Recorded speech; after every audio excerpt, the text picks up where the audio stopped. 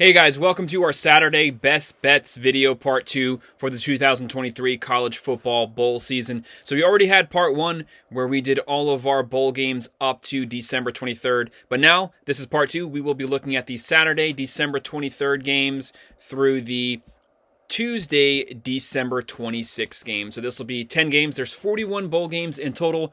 Part 1 focused on the first 11. Part 2 will be focusing on the next 10. And this is the best bets. So we'll be looking at the money lines, spreads, and the over-unders as well, and saying what we think each team will win by and who's going to win and who's going to lose. So let's go ahead and get things started. So kicking things off, part 2 here, on Saturday, December 23rd at 12 p.m. on ABC, we have 11-2 Troy versus 7-5 Duke, and this is the 76 Birmingham Bowl. Troy comes into this game as 7.5-point favorites here. The over-under is 44.5. Now, when you're looking at the total team stats here for each of these teams, Troy comes in, they have a pretty efficient offense. They average 31.2 points per game. Duke averages 27.8 points per game, and both teams have top 25 defenses. Troy gives up 17.2 points per game, and Duke gives up 19.8 points per game. But the main kicker here is Duke has lost a lot of pieces. So they lost their head coach. Mike Elko did go off to Texas A&M, so he's gone, so they've lost their leadership, but they also lost their leader on the field. Riley Leonard did go into the transfer portal, and he has now transferred to Notre Dame. They've lost their head coach, and they've also lost their starting quarterback as well. That's a lot of pieces that are missing for the bowl season. Duke had a pretty hard time passing the ball without Riley Leonard, so Troy comes in here. They have the better offense as of right now because their starting offense is actually coming back for this game. I'm going to go with Troy getting the win here. Like I said, they have the more complete team coming back for this game.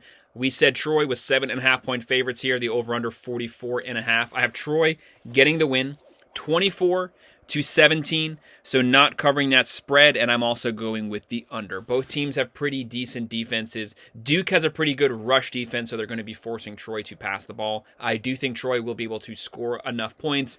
Duke just has too many pieces missing as of right now. The next game that we'll be looking at 12 p.m. on ESPN is 6-6 Arkansas State versus 6-6 Northern Illinois. This is a battle of the 6-6 teams. This is the Camellia Bowl. Arkansas State comes into this game as 2.5-point favorites here, and the over-under is 53.5. So Arkansas State, they had a pretty decent start, but Butch Jones' team here completely fell off the second half. The main thing that caused that was their defense is completely atrocious. They can't stop anyone from scoring. When you look at the team breakdown here, so Arkansas State, they average 27.8 points per game. Northern Illinois averages 25.3 points per game. So they're both around from, I'd say, 50 to 70th in offense for each of them. And on defense, Arkansas State gives up a god-awful 31.2 points per game. That's probably bottom 30 in the country right now. Possibly even bottom 20. Whereas Northern Illinois, they do have a respectable defense. They give up 21.2 points per game. Northern Illinois does have the better rush offense, so they run for about 180 yards per game. So look for them to keep the ball on the ground here, rely on their defense, try to keep this game close. Arkansas State, even though they have the better offense, their defense is going to let Northern Illinois control the pace of this game. They will be on the field the whole game. So I am going to go with the plus 2.5. I have Northern Illinois getting the win, 31-24, and I will also be going with the over as well. The next game that we'll be looking at is at 3:30 on ABC. We have 11-1 James Madison. They did get into the top 25 at the very end of the season. Then they lost their only game and they got taken out. They will be playing 8-4 Air Force. This is the Lockheed Martin Armed Forces Bowl. James Madison is 2.5-point favorites here, and the over-under is 41.5.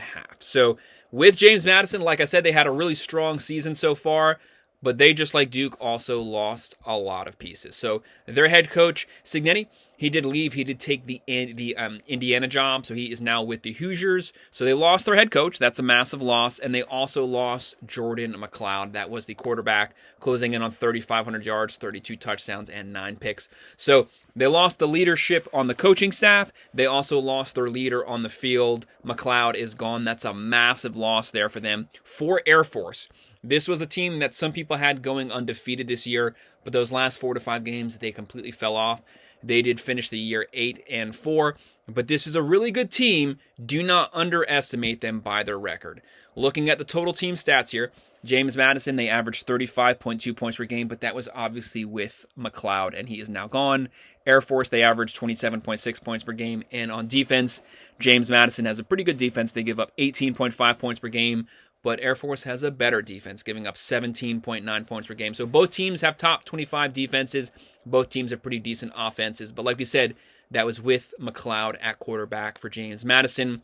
Air Force, they run for 275.8 yards per game. That's second in the country. Look for them to control the pace here. Look for them to be running the ball down James Madison's throat. And James Madison, without their quarterback, will not be able to get enough first downs to keep Air Force off the field. So I'm going to go with the plus 2.5. I have Air Force getting the upset win here. I have them winning 28-20, and I'm also going with the over. The next game that we'll be looking at is at 3:30 p.m. on ESPN. You have 6-6 Georgia State versus 6-6 Utah State. This is the famous Idaho Potato Bowl. Utah State is 3-point favorites here, and the over-under is 61.5. Georgia State had a pretty fast start to the year. They completely fell off. They lost their last 5 to 6 games, so they had a really bad second half of the season. They do have Granger at quarterback, closing in on 2,400 yards, 17 touchdowns, and 7 picks. They have a pretty decent run game. So they have Carroll at running back, closing in on 1,400 yards and 13 touchdowns. So they'll be looking to keep the ball on the ground here and to try to run it on Utah State. But both teams have pretty decent offenses. For Utah State, as of right now, they don't know if Levi Williams will be getting the start at quarterback because they did have a couple people go into the transfer portal and a couple people are currently injured. Looking at the team stats here, Georgia State averages 25.8 points per game, but Utah State, no matter who comes in at quarterback, they hands down have the better offense. They average a whopping 34.1 points per game.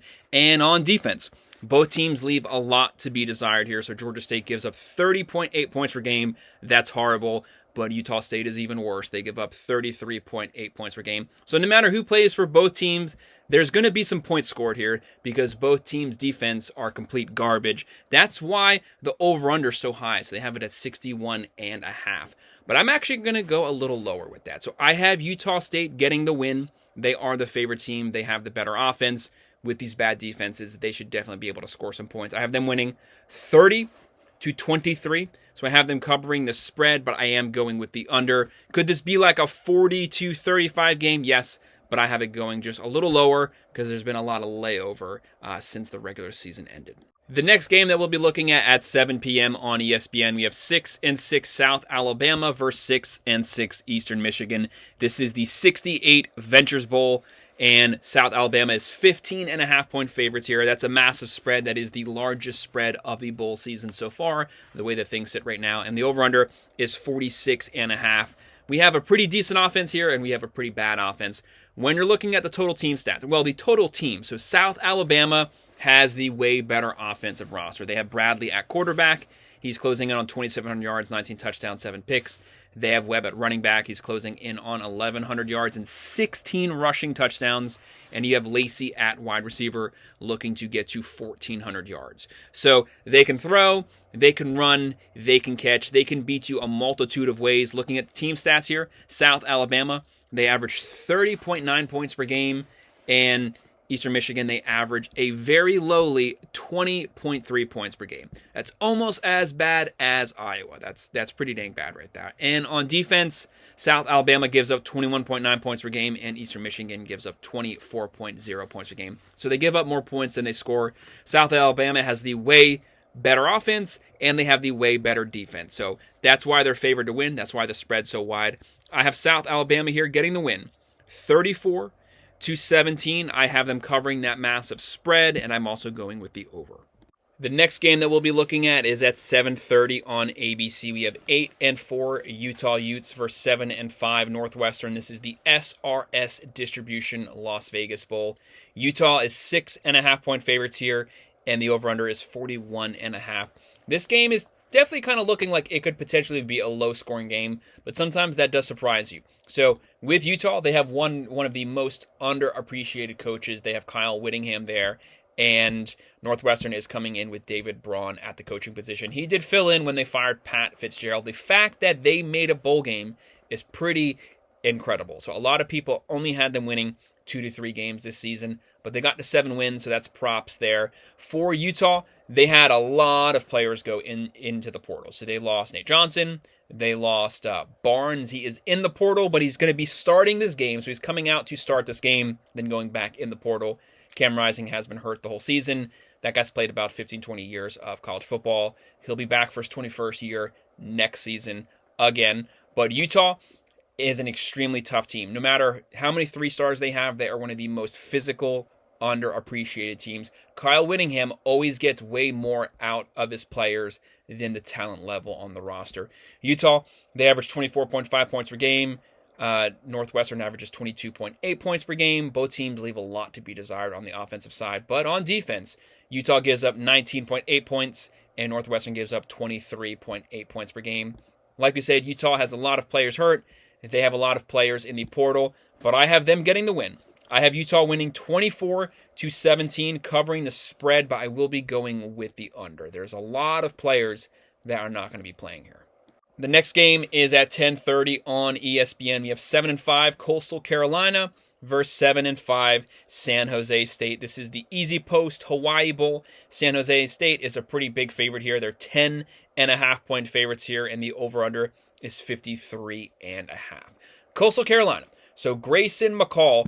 Yeah, that's the same guy from 2020. He's been in college forever. He's probably about 30 now. He is in the transfer portal. Somehow, someway, he has another season left over. He's gone. He's been their leader for about 4 to 5 years. He is now in the portal. That's a massive loss on offense. San Jose State, they have a pretty decent team. They have a pretty decent offense. They did play the Trojans pretty close at the beginning of the season, that very first half of, I think it was week 1. Looking at the total team stats here, so you have San Jose State. They come in, they average 33.3 points per game. Like we said, they have a pretty decent offense. Coastal Carolina averages 28.0 points per game, but a lot of that was with Grayson McCall. He is now gone. And on defense, Coastal Carolina gives up 24.7 points per game. San Jose State gives up 25.8 points per game. There's a reason San Jose State is such a big favorite here. That's because they have an offense that averages 34 points per game, and Coastal Carolina lost their quarterback. So they do not believe that they will be able to keep up blow for blow. I have San Jose State getting the win, 35-27. So I do not have them covering that spread, but I am going with the over still. The next matchup will be moving on to Tuesday, December 26th at 2 p.m. on ESPN. We have 7-5 Bowling Green versus 5-7 Minnesota. This is the Quick Lane Bowl. Minnesota's 3.5-point favorites here. The over-under is 38.5. If you're wondering how Minnesota got into the bowl game, it's because there's 82 or 84 bowl matchups, and they didn't have enough 6 teams basically. So Minnesota still squeezed in at 5-7, but they're trying to get to bowl eligibility here by getting their 6th win in their bowl game. But Minnesota is the favorite here. This is a PJ Fleck team. I do like PJ Fleck. His offenses are usually garbage, but he usually has a pretty good defense. He usually has a pretty tough physical team for competing in the Big Ten, because the guy only has 2- and 3-star players. Looking at Bowling Green, they did beat the brakes off of Georgia Tech earlier this season. So they can definitely come in here and they can beat a Power 5 team. They're definitely not scared of Minnesota. Looking at the total team stats here, Bowling Green averages 26.3 points per game, so they definitely have the better offense. Minnesota averages a very lowly 20.2 points per game. And on defense, Bowling Green gives up 23.5 points per game, and Minnesota gives up 26.9 points per game. So everything's leaning in Bowling Green's favor here, but Minnesota is the favorite still, and I have Minnesota getting the win. So I have them winning 27-20, covering the spread, and I'm going with the over. I just think Minnesota is one of those teams that can surprise you. They can play decent teams pretty close and get the win here. That kind of leans to their nature. If they lose, would I be surprised? Not at all. Bowling Green can definitely beat them. This is not a very good team in any way whatsoever, but I have them getting their 6th win here. The next game that we'll be looking at is at 5:30 p.m. on ESPN. You have 7-5 Texas State versus 6-6 Rice. This is the Serve Pro First Responder Bowl. Texas State is 4-point favorites here. Over-under is 60.5. Both of these teams have pretty decent offenses. And both teams also have transfer quarterbacks. So Texas State has Finley at quarterback. He's closing in on 3,300 yards, 24 touchdowns, and 8 picks. He is the transfer quarterback from LSU. And then Rice has JT Daniels. He has 2,400 yards, 21 touchdowns, and 7 picks. I think this is probably his 5th team now. He's played on the East Coast, West Coast. He's basically played everywhere, and he's now with Rice. Seems like he's been in college for 6 years now. But looking at the team stats here, Texas State averages 36.0 points per game. They have a very good offense.